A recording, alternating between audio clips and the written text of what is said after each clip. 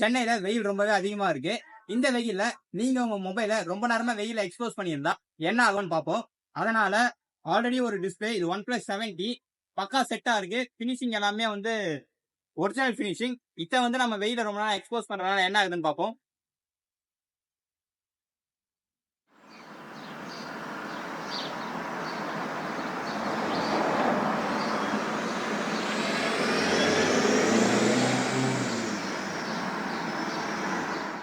Half an Howrah phone வெயில்ல தான் இருக்கு. இப்ப என்ன நிலைமையில இருக்கு பார்ப்போம்.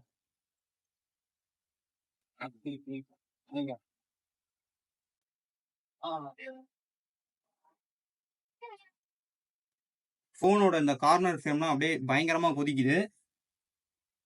ஆக்சுவலா கையில பிடிக்க முடியல, அந்த அளவுக்கு ஹீட்டா இருக்கு.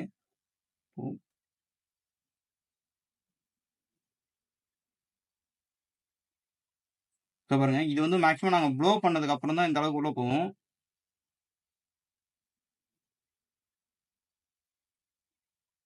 இத பாருங்க, ஜஸ்ட் இப்ப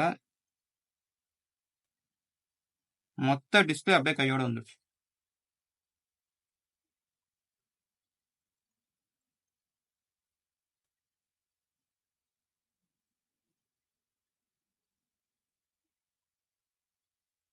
ஆக்சுவலா இது வந்து எந்த பேஸ்டிங் எதுவுமே பண்ணாதது. இது வந்து கம்பெனியோட ஒரிஜினல் டிஸ்ப்ளே.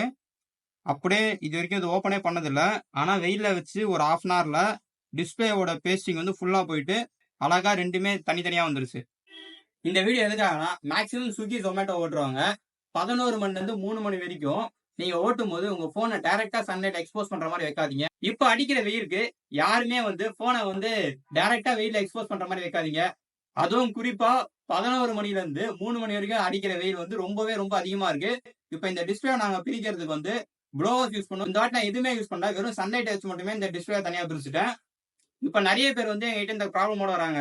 என்னன்னு பாத்தீங்கன்னா, போன்ல இருந்து டிஸ்பிளே தனியா கழட்டிட்டு வருது ப்ரோ அப்படின்னு சொல்லிட்டு. மேக்ஸிமம் ஸ்விக்கி ஜொமேட்டோ ஓட்டுறவங்க தான் வராங்க. மெயினான ப்ராப்ளம் என்னன்னா, இவங்க இந்த போனை டைரக்டா சன்லைட் எக்ஸ்போஸ் பண்ற மாதிரி ஓட்டுறதுதான் மிகப்பெரிய ப்ராப்ளமே.